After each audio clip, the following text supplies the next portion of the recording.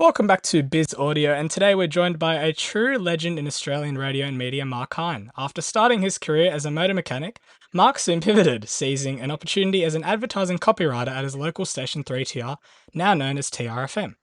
This was the door that opened to an incredible 35-year journey in broadcast media. From late night shifts to primetime airwaves, Mark's voice has travelled across Australia with roles at major stations in the Gold Coast, Perth, Sydney, Brisbane, and now Cairns, where he currently calls home. And it's my pleasure to welcome Mark Hine to the podcast. Thanks, Max. I'm going to object to one thing. I don't like being called legend, although you can if you want to. Perfect. Well, welcome to the podcast. It's great to have you here. Yeah, it's really been great, and we've been chatting quite a bit about trying to get me on and things, and so yeah, it's really good, and it's doing really well.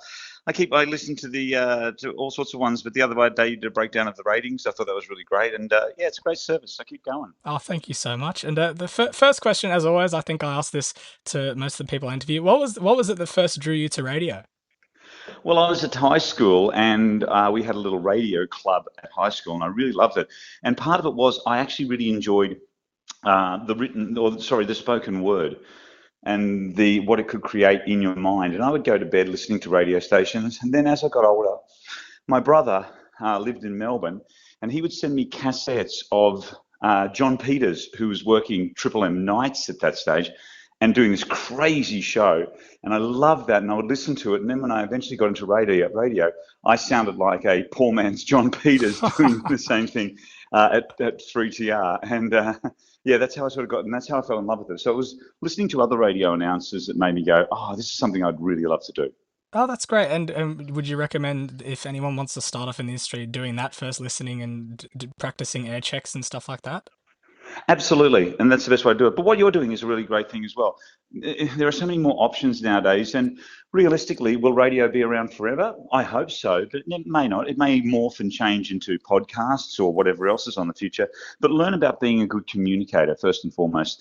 Learn how to structure your breaks and present well without too many ums and ahs, which is what I'm doing right now. But that's the key to it, is to be a presenter and a person who connects with other people as well. Oh, that's some great advice. Hopping over to your time at The Edge, while at The Edge, which is now known as Cater in Sydney, you stirred some controversy when you walked out of an interview from the Pop Stars TV show. What happened there, and what was the story behind that moment?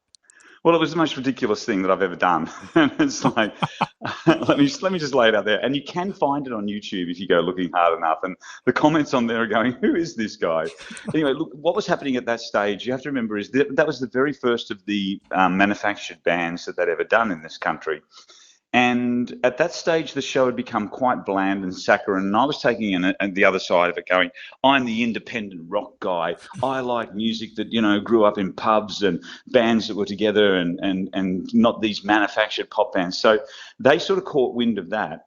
And then they came and I did an interview with a couple of the pop stars. And I was tackling them, but it turned into sort of just a back and forth. And I realized this is going on too long. So I said, that's it, I'm storming out. And then I thought, I'm storming out of my own show? This makes no sense at all.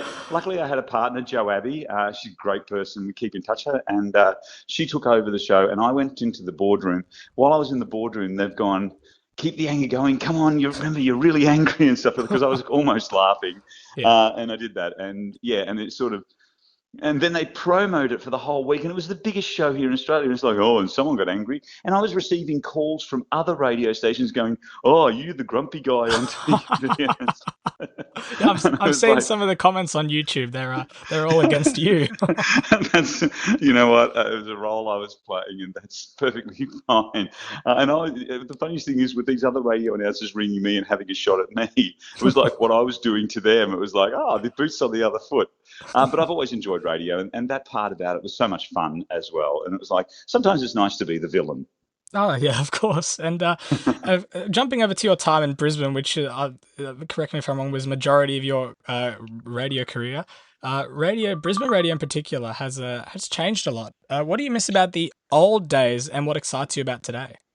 All right. What I miss about the old days is working with the two that I used to work with, Laurel, Gary, and Mark. It was a great show, and we just grew together as people, and also became really, really close friends. If I can plug my podcast, we do the LGM Show podcast. We've done 10 episodes of that. But yeah, that was they were they were great times, and also just working for a station, a heritage radio station like 4KQ is what we were on, and we had a really close, intimate relationship with listeners as well. They'd tune in the morning, and we were very much a show that valued our time on air and our time together. So I really loved that. What can I say about radio now in capital cities? I think it's changed a lot. It's nice to see some shows coming back as well. And I Yep. think it'll do a spin around and live radio will be back. That's part of the reason why uh, I'm where I am at the moment, is because regional radio is really exciting. It feels like the days of being in capital city back when I started in capital city with live announcers and broadcasting to a community that really loved you. So yeah, I think capital city radio will come back to live radio eventually, and it'll be just as wonderful as I think regional radio is right now. Oh, great. Great to know. And speaking about 4KQ, what do you think made the show, and of course the music format most definitely played a part in this, what do you think made the show so successful and resonate with audiences? Well, we had a great team for the breakfast show, and that's all I can sort of speak on, although the rest of the day was really great. We had Brent James on as well. The thing I loved about the show was, as I said, the connection to the audience was really a close connection, but you put your finger on it there as well. The music was amazing. We had probably, I would say, one of Australia's best music directors in Brent James running for that age demographic, is what I'm saying. Yeah. No one knew more about Brisbane music and Brisbane playlists and things as Brent James did. So he really tailored the music towards a Brisbane audience because he'd grown his whole life in Brisbane. And he knew the music so intimately. And Laurel also was such a Brisbane identity as well, and still is. She was great to work with. And of course, we had Gary as well, who had the sharpest wit in radio that I think I've ever worked with as well. So it was just a really lucky time. And we took an AM music station to number one, which was just amazing. And that was a group effort of Nick Michaels, Brent James, myself, Laurel, Gary, and Mark. And everyone else who worked on the show as well. And it was like, at one stage, it was the most successful AM music station in the world. So we were really happy with what we achieved there.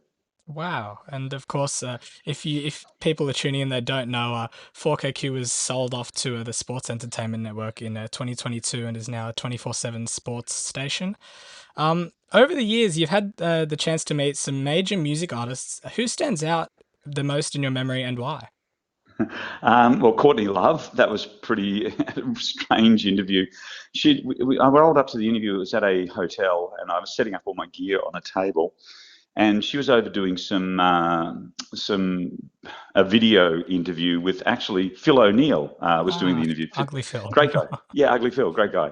And he was doing an interview with her, and she came back and she was all a bit angry and because she had a bit of a run-in with one of the record company executives. And I thought, oh, this is going to be terrible. But about halfway through the interview, she's holding my hand and going, your voice is like sunshine in Malibu. And I was never allowed to ask anything about her time with Kurt Cobain. I'd been told that, but by that stage, she didn't care what I asked her. So I could ask her anything. And it was such a really lovely moment. And then she said to me, you've got to come backstage, hang out with me backstage after the show. It's going to be really great. And I've gone, oh, no, I do breakfast radio and I don't like to stay up too late at night. So I said, no. I went straight back to the station to edit the interview because I needed it for the next day. And Alex Dean, the content director at the station, said to me, he said, what did you say to Courtney Love? Her management have just rung and said, nobody refuses to go backstage with Courtney Love when she invites them. I said, well, I'm very committed to my radio, or I'm an idiot, one of the two. So that was a really memorable. I also got my first strike with the Australian Broadcasting because I'd done the interview and I dropped the F word in the interview, but I'd edited that out. So the interview that went to air in our breakfast show was perfectly fine. Yep. But the content director or the program director at the time, Alex, played the unedited version on his show, and I'm the one who got in trouble. So now if you Google my name, you quite often, that's the first thing that comes up, and it's like, yes, I did it, but I didn't play it. Oh, wow. I've always wanted to set the record straight on that. Oh, well, glad you could do it here. Yeah. And what's one of the funniest or most memorable moments you've had on air? Did anything ever go spectacularly wrong? things go wrong all the time. It's how you recover from them. That's what I've always felt in radio. It's like things are just going to happen. I tell that to breakfast shows. I'm working with the breakfast show here in Cairns at the moment, and that's what I say. I say things are always going to go wrong. That's just natural. Accept it, and hopefully, you can make it go right. But I can't think of anything spectacularly wrong. Oh, I once called. This was kind of on air and off air. We had one of the Four Tops in, a gentleman by the name of Duke Fakir, and a lot of people will know him. He was a member of the Four Tops, only passed away recently, actually.